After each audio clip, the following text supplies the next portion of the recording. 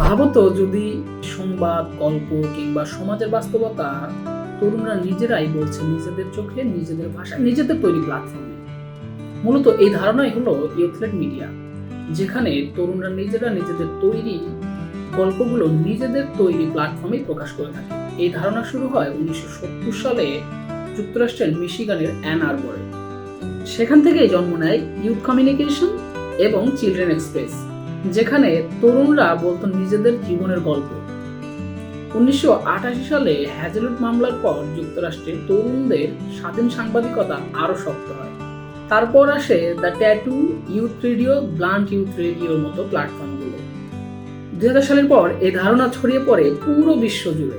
Speak Africa, Vieira project, cold cracker কিংবা BBC young রিপোর্টারের মতো প্ল্যাটফর্মগুলো এখন তরুণদের তৈরি এবং তরুণদের নিয়ন্ত্রিত।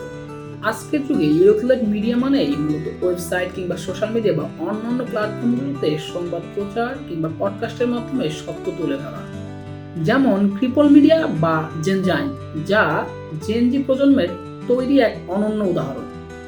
তোমরা কি জানো বাংলাদেশেও ইউথলেট মিডিয়া প্ল্যাটফর্ম রয়েছে?